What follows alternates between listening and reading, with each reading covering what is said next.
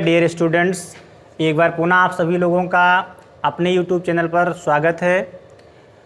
आप लोगों ने मेरे द्वारा पिछले वीडियो में मैथ से वास्तविक संख्याओं के अंतर्गत यूक्लिड विभाजन प्रमेयिका के अनुप्रयोग के अंतर्गत संख्याओं की अपरिमेयता को सिद्ध करने के बारे में पढ़ा है, जिसके अंतर्गत मैंने आपको पढ़ाया था सिद्ध कीजिए √3 एक अपरिमेय संख्या है, इसे कैसे सिद्ध करते हैं, या √5 एक अपरिमेय संख्या है, इसको कैसे सिद्ध करेंगे ये बता चुके हैं।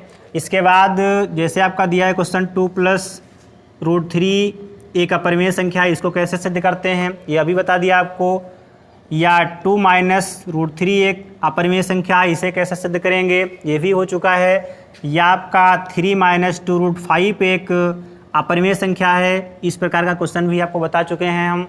आज आइए देखते हैं, जैसे हमको दिया है √3 + √5 एक अपरिमेय संख्या है, तो इसको कैसे सिद्ध करेंगे कि ये हमारी एक अपरिमेय संख्या है। या इसके स्थान पे हमारा √p + √q एक अपरिमेय संख्या है, इसको कैसे सिद्ध करेंगे। तो आइए ध्यान देते हैं। सिद्ध कीजिए, क्वेश्चन हमारा है सिद्ध कीजिए √p + √q एक अपरिमेय संख्या है। इस क्वेश्चन को आप सॉल्व करेंगे, इसी की सहायता से √3 + √5 आपका होगा, चाहे √3 - √5 होगा। सभी क्वेश्चन बिल्कुल सेम इसी जिस प्रकार से इसको हल करेंगे इसी प्रकार से सभी क्वेश्चन आपके हल हो जाएंगे।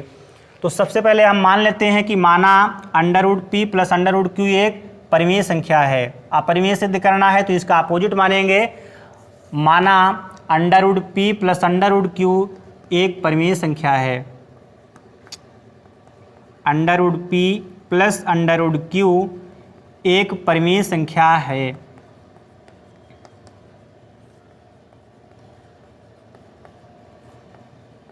और आप लोगों को पहले हमने बताया है कि जो परिमेय संख्या होती है उसको हम अंश बटे हर के रूप में लिख सकते हैं, अर्थात p + q कितना हो जाएगा।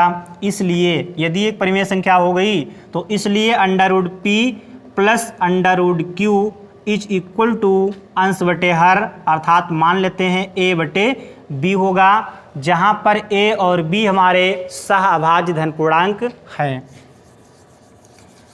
अब देखिए इसके आगे एक नियम होता है क्रॉस मल्टीप्लिकेशन वाला, जो सबसे पहले आपको बताए हैं। दूसरा नियम होता है पक्षांतर वाला, जो दूसरे नंबर के क्वेश्चन में आपको बताए हैं। और तीसरा नियम यहाँ पढ़ेंगे आप, यहाँ पर आप जो तीसरा नियम पढ़ेंगे वो होता है आपका वर्ग करने वाला नियम। यहाँ पे रूट लगा है, रूट हटाने के लिए हम वर्ग करेंगे। तो जो हमारी इक्वेशन ये बनी है समीकरण 1 इसको मान लेते हैं, और समीकरण 1 में दोनों पक्षों का वर्ग कर लेंगे हम। Squaring in both sides, squaring in both sides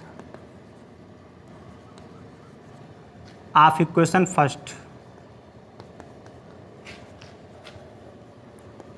we get that. समीकरण 1 के दोनों पक्षों में वर्ग करने पर हमें प्राप्त होता है √p + √q का वर्ग = हो जाएगा a/b का वर्ग। यहाँ फार्मूला यूज करेंगे हम a + b का होल ऑफ स्क्वायर। जो हमारा फार्मूला क्या होता है, a + b का होल ऑफ स्क्वायर = होता है a² + b² + 2ab। ये हमारा पहला पद है, b दूसरा पद है। पहला पद प्लस दूसरा पद का होल ऑफ स्क्वायर = होता है पहले पद का वर्ग प्लस दूसरे पद का वर्ग प्लस 2 गुणे पहला पद गुणे दूसरा पद। तो फार्मूला a + b का होल ऑफ स्क्वायर के अकॉर्डिंग √p + √q का होल ऑफ स्क्वायर = हो जाएगा √p का स्क्वायर और प्लस √q का square a² + b² + 2ab। 2a का मान √p हो जाएगा, तो √p हो गया, इंटू √q हो जाएगा, तो a² + b² + 2ab बराबर हो गया आपका a का वर्ग a² बटे b का वर्ग b²। √p का वर्ग है तो रूट यहाँ से हट जाएगा, अर्थात हो जाएगा p और प्लस रूट क्यू का स्क्वायर है तो यहाँ पे भी आपका स्क्वायर लगा इसलिए रूट हट जाएगा, तो इसका मान हो जाएगा क्यू और +2 हो जाएगा। अंडर रूट पी का अंडर रूट क्यू से मल्टीप्लिकेशन होगा तो अंडर रूट पी क्यू हो जाएगा equal to A square upon B square. अब वही नियम आ गया, आपका क्वेश्चन बन गया जैसे पहले आपको बता चुके हैं 3 - 2√5 एक अपरिमेय संख्या है, बिल्कुल उस क्वेश्चन पे हम पहुंच गए। तो p + q हमारी परिमेय संख्याएं हैं, इनका पक्षांतर कर लेंगे आप तो 2 और केवल जो संख्या हमारी अंडर रूट में बची है उसको हम लेफ्ट साइड में रखेंगे, अर्थात पक्षांतर हो जाएगा तो बचेगा 2√pq equal to A square upon B square, और p प्लस का q प्लस का उधर जाएगा तो माइनस का p और माइनस के q हो जाएगा।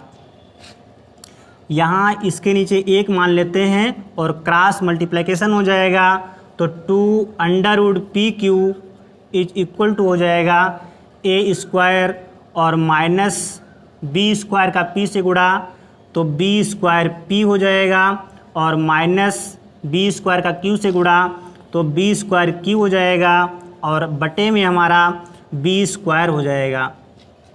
यहाँ से 2 हटा देंगे तो under root P Q equal to हो जाएगा under root P Q is equal to हो जाएगा A square minus B square P और माइनस बी स्क्वायर क्यू और बटे में हमारा बी स्क्वायर दिया है। ये 2 हमारा गुणे में लिखा है, पक्षांतर होगा इसका तो भाग में जाएगा तो यहाँ पे आ जाएगा 2 हमारा, अर्थात under root P Q is equal to A square minus B square P minus B square Q upon 2b square. अब हम देख रहे हैं कि जो हमारा राइट साइड है यहाँ पे a और b हमारा आ रहा है, साथ में p और q संख्याएं आ रही हैं, तो a और b हमको पता है कि धन पूर्णांक हैं।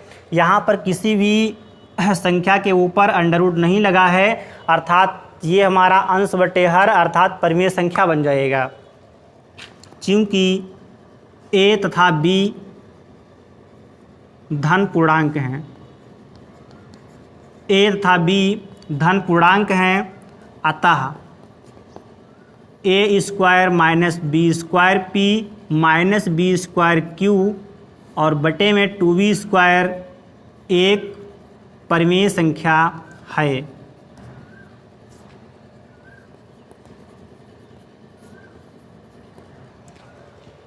किंतु आपको पता है कि अंडर रूट पी क्यू जो हमारी है ये अपरिमेय संख्या है, किंतु अंडर रूट पी क्यू एक अपरिमेय संख्या है।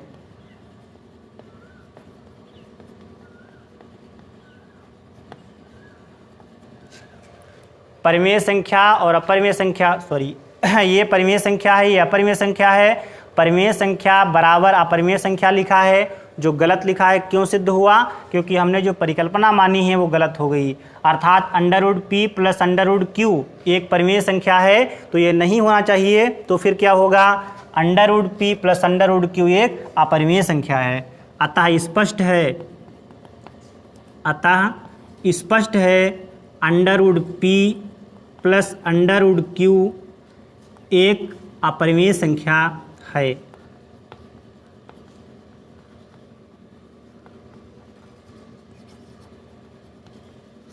यही हमें सिद्ध करना था, under root P plus under root Q एक अपरिमेय संख्या है।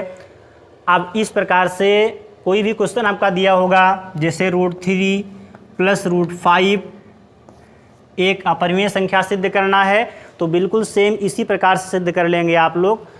या इसके अतिरिक्त कोई अन्य संख्या आपकी दी हो, मान लीजिएगा √5 दिया है माइनस √7 दिया है, यह भी एक अपरिमेय संख्या है, तो बिल्कुल इसी नियम से आपका यह भी सिद्ध हो जाएगा। मैं आशा करता हूँ कि क्वेश्चन आप लोगों को पूर्णतः समझ में आ गया होगा।